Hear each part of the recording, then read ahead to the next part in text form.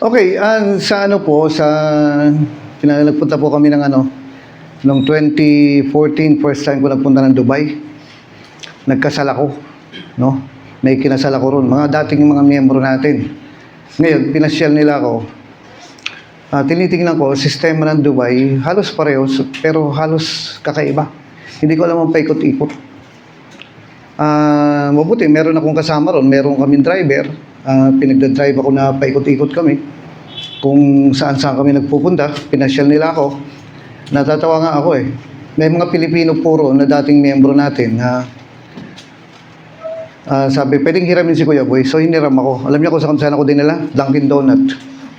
Sabi ko, daming Dunkin Donut sa Pilipinas. Dito mo pa ako dinala. O sige, lipat kami. Saan hulaan niyo? Saan ako susub dinala? Chowking.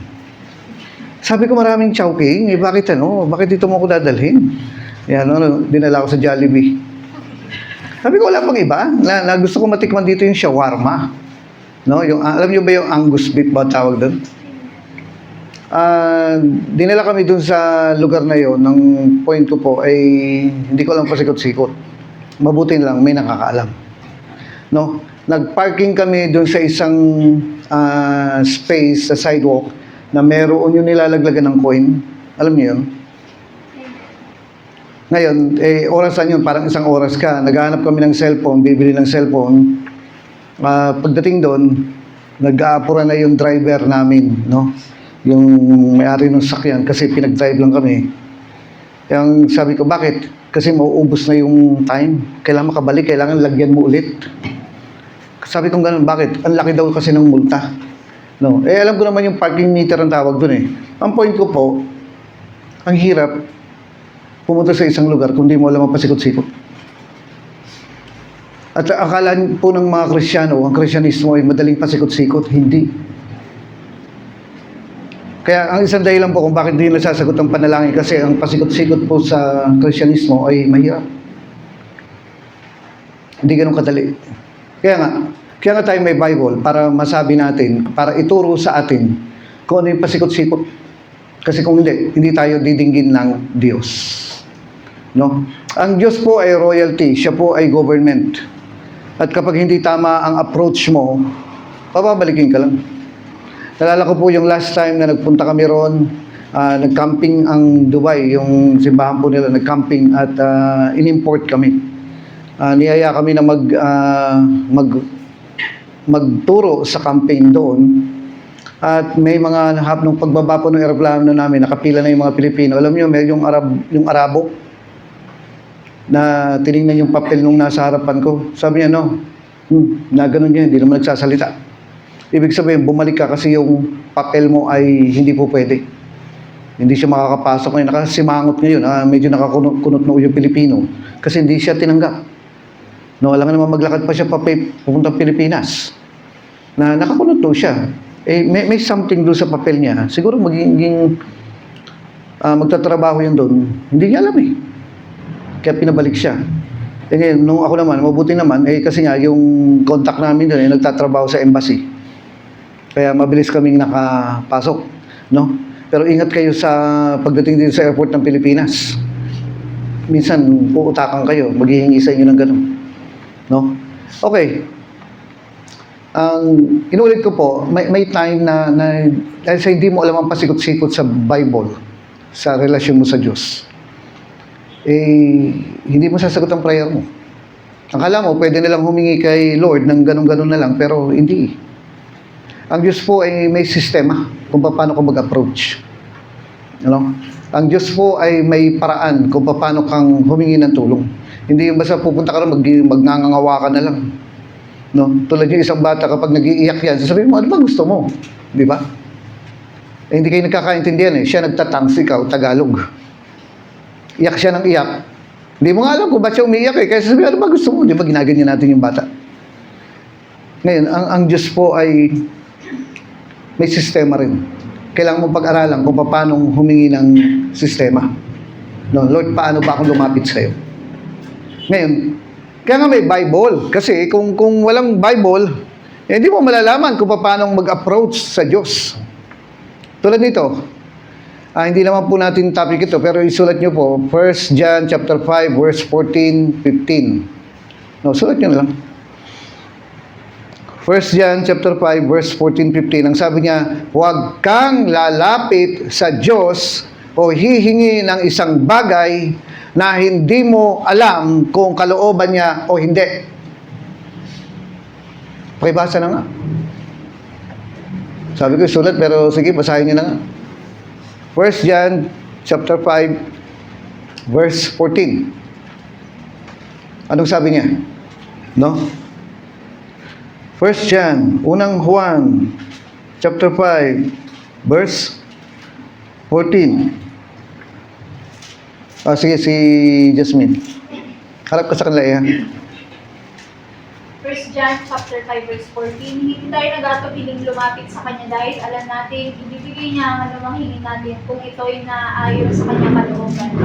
At dahil alam natin pinapakinggan nga niya tayo, alam din natin ibibigay niya ang bawat hinihiling natin sa Kanya. See, sabi niya, kapag lalapit ka, kung kalooban niya, ibibigay niya. Paano pag hindi? Hindi niya ibibigay. Therefore, di ba? Sa mga katuwid, bago ka manalangin, siguraduhin mo muna or alamin mo muna na ito ay kalooban niya o hindi. Doon pa lang, marami na pong bagsak ng mga Kristyano. Bakit? Kasi marami pong magsasabi na hindi ko nga alam kung kalooban ng Diyos o hindi. O wala na.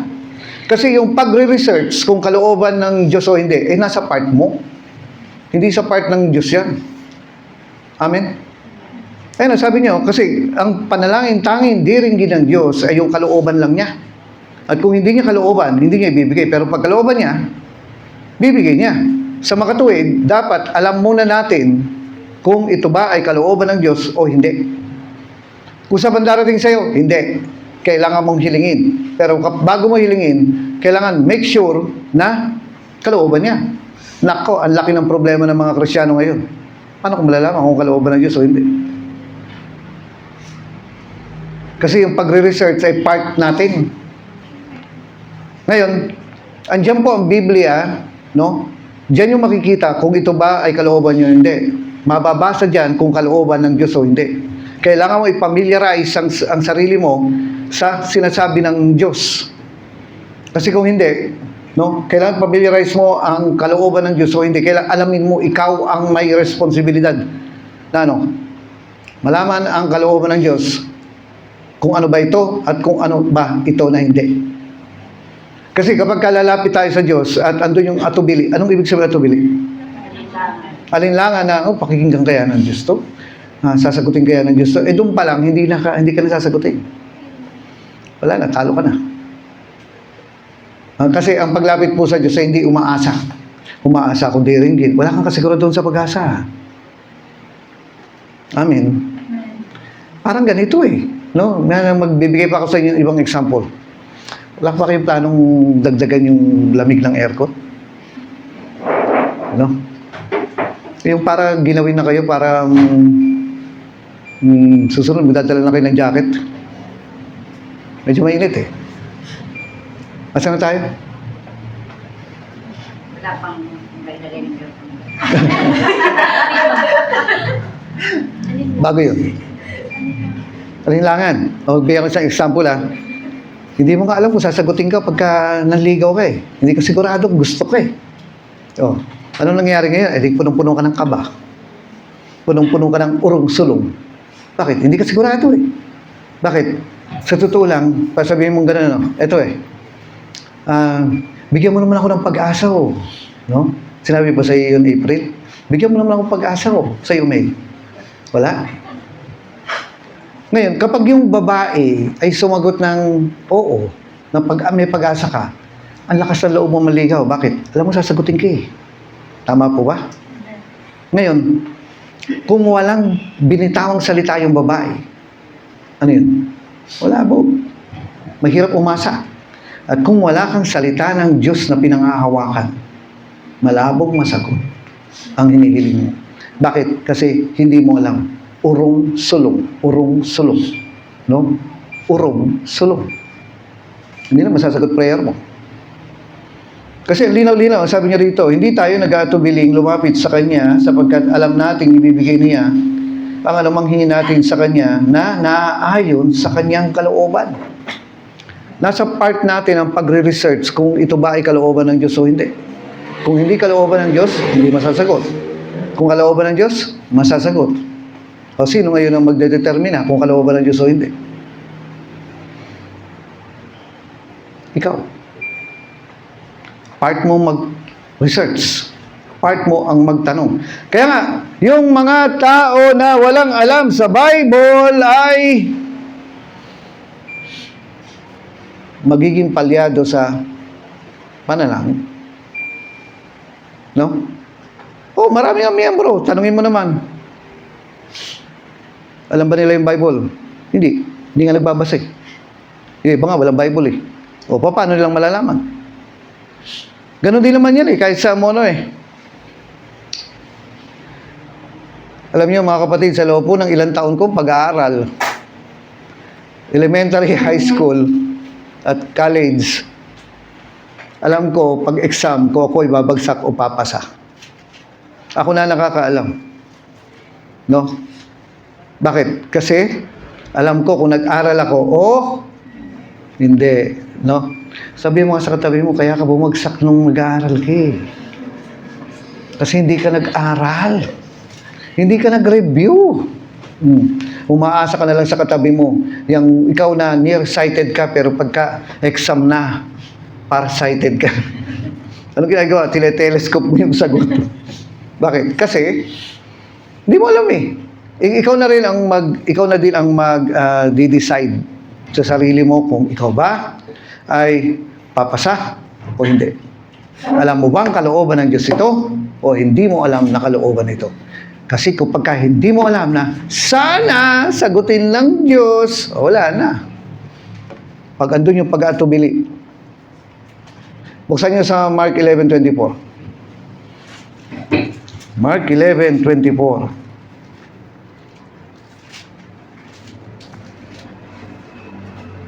Mark 11:24. Simulan natin sa verse 23. No, simulan natin sa 23. Papasahin ko Tandaan niyo ito. Sabi mo sa katabi mo, huwag mo daw kalilimutan. Ang sabi niya, tandaan niyo ito, kung sabihin niyo naman sa bundok na ito, malis ka, tumalon sa dagat, na hindi siya nag-aalinlangan. Kundi nananalig na mangyayari. Ang sinabi niya, ito'y gagawin ng Diyos para sa kanya.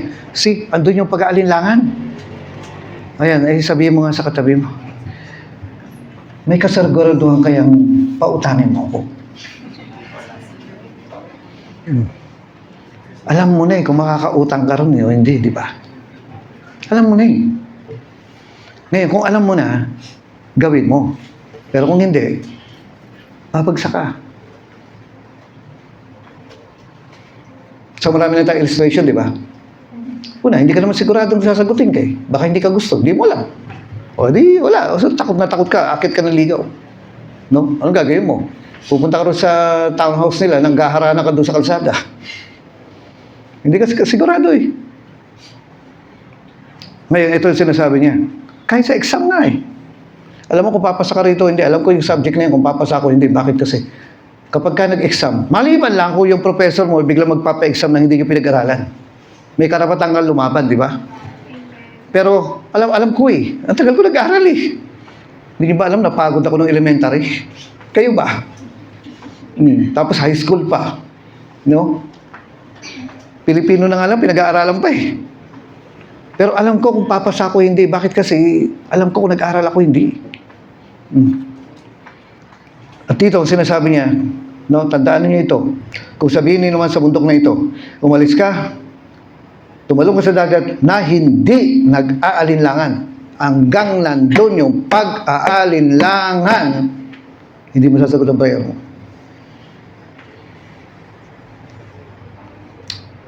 Ang pinangahawakan po natin dito ay yung, halimbawa, pwede mo ba akong bigyan ng pag-asa? Bigyan mo naman ako pag umuo yung girl. O, di may pag-asa ka, malakas ang loob ko. Kapag nag-aaral ka, malakas ang loob ko, makakapasa. Amen po ba? Amen. Pero kung walang binitawang salita yan sa'yo. Nalala ko dati, complete yung schedule ko sa Sa English, 202 ata yun, 201, hindi ko matandaan, 201. Eh, kaibigan ko, sabi niya sa akin, Kawigan, will you stay? Yan. Ngayon, tapos ang klase, tinawag niya ako, sabi niya, kailangan mo pumasok. Eh sir, conflict nga eh, hindi ko mapapasukan ito kasi major subject yun, yung English 201. Minor lang yun, di ba? Kaya ang daming Pilipino, hindi marunong mag-English eh. Kung di pa nanonood ng pelikula yan, di pa makakaintindi. Sabi niya, hindi pwede, kailangan mo pumasok. Hindi naman kita ibabagsak eh. Pero kailangan mo pumasok. Kaibigan ko yung teacher. Kakilala ko. Pero ang kondisyon niya, kailangan mo pumasok. Tapos sabi niya, hindi kita babagsak. O ngayon, may kasiguraduhan ako. Nakuha niyo mga kapatid.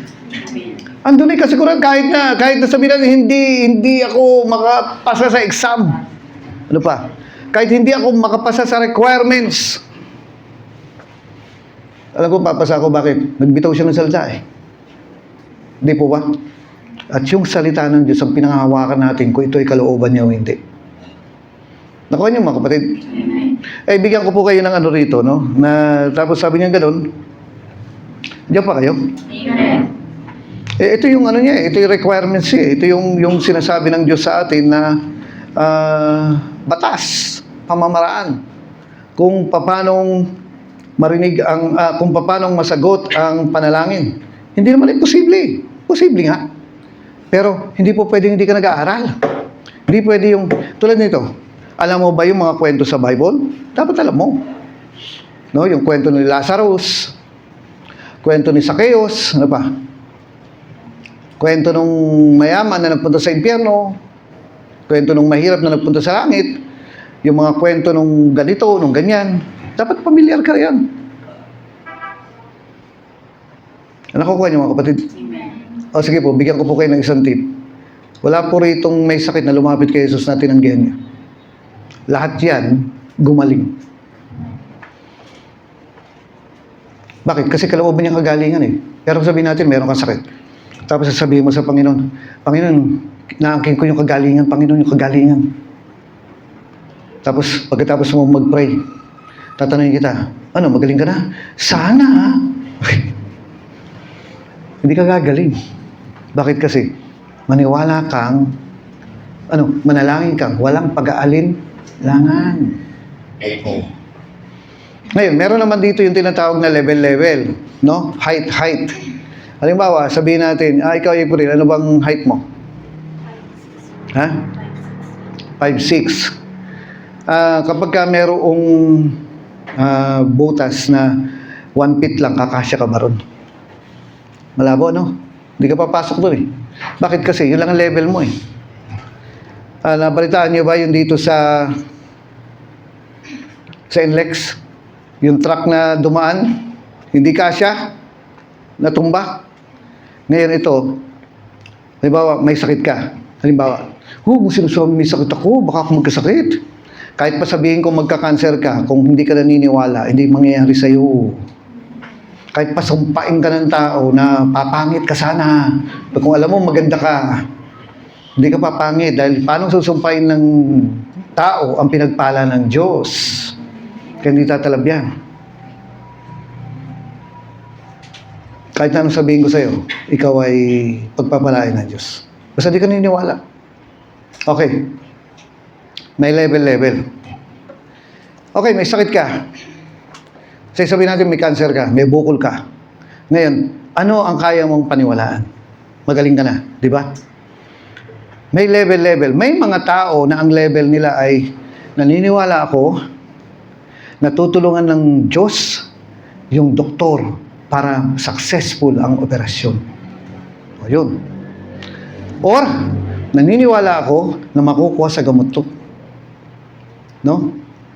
Inom ka lang ng diatabs, mawawala yan. Or, magaling na ako ngayon, hindi na ako operahin. Ngayon, kung hindi ka naniniwala doon sa number 3, ano yung number 3? Kung di mo kayang paniwalaan yun, parang mahirap maniwala, hindi ka gagaling doon. Anong kaya mo paniwalaan? Opera, sige, go. Ngayon, kaya ganyan ang mga nangyayari po dahilan sa kulang sa example ng kagalingan. Nakuha niyo mga kapatid? Eh, may time na dumarating ang sakit sa akin na katulad yung lagnat. Alam niyo ba yun? Lagnat. Mahirap humingi ng tulong sa Diyos kapag kami nararamdaman ka. So, ano gagawin ko? Wala niyo. Binding and losing. Oh? Binding and losing. Binding and losing, ano pa? Ha? Kapag ka hindi kasi maayos ang isip, mahirap mag-faith. No? Inom muna akong biogesic. At kapag ka luminaw na isip ko, labanan na yun. Maya, wala na. Nakukuha niyo mga kapatid. Ito nga sinasabi ng Diyos sa atin. Amen po. Amen. Kaya ngayon, ano ang kailangan mo? No? Tanongin mo nga yung katabi mo.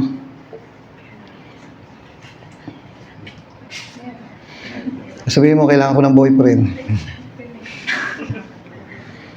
No, tugtog ka na ano? O sige, tanong mo yung katabi mo.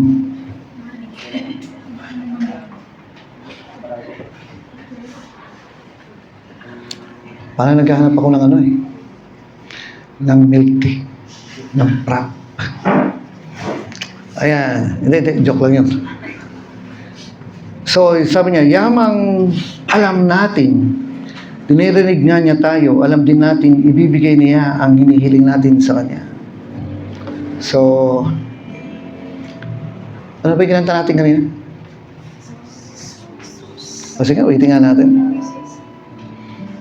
Alam niyo, huwag kayong magpe-pray. Ito po yung last na message ko sa inyo. Hindi naman last na message, yung pang-closing message. Parang mamatay na ako, no?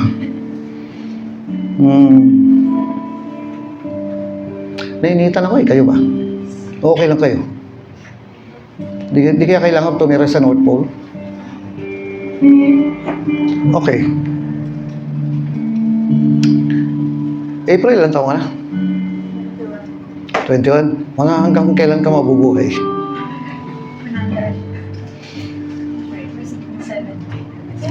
Oo, huwag ka nagsasalita ng ganyan.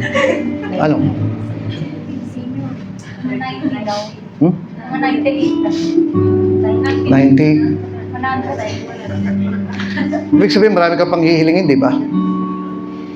Ang tip ko sa iyo, at sa inyo po, sa ating lahat, huwag kang hihiling sa Diyos nang hindi mo alam.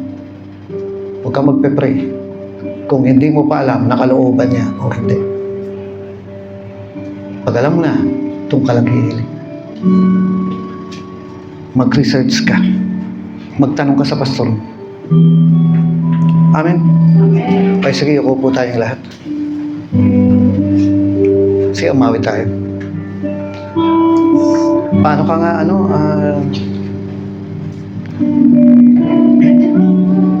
worship pa muna, tapos prayer. Sige pa tayo na.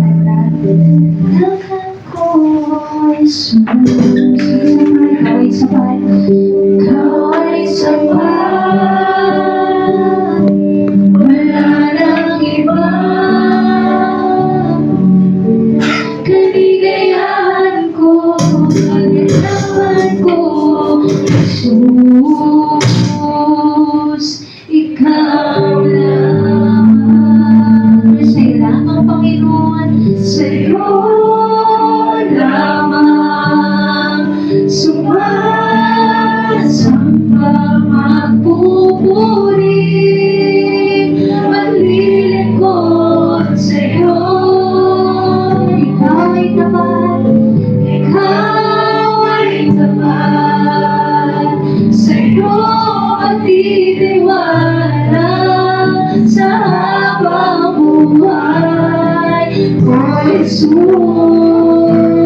sa'yo lamang, sa'yo lamang, Diyos, sumasamba, Panginoon, samba, magpupuri, paglilingkod sa'yo. Ikaw ay tapat, sa'yo matitiwala sa habang buhay. Ang Jesus, sa'yo lamang, Panginoon, sa'yo lamang sumasamba magpupuri. Maglilingkod sa'yo, ikaw ay tapat, ikaw ay bawal. Sa'yo matitiwala sa habang buhay. Oh Jesus, Lord, ikaw ay sapat, ikaw ay sapat. Wala nang iba. Kaligayahan ko, kaganapan ko, Jesus, ay sapat. Ikaw ay sapat.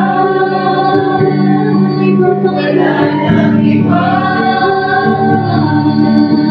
Kaligayahan ko, kaganapan ko, Jesus, oh Diyos, ikaw ay sapat. Ikaw ay sapat. Wala nang iba, wala nang iba. Kaligayahan ko, kaganapan ko, Jesus, ikaw lamang. Sa'yo lamang sumasamba magpupuri. Maglilingkod sa'yo. Ikaw ay naman sa'yo matitiwala sa habang buhay. Oh Jesus, ikaw ay sapat. Wala nang iba. Kaligayahan ko, kaganapan ko, Jesus, pag-alasay, ikaw ay sapat.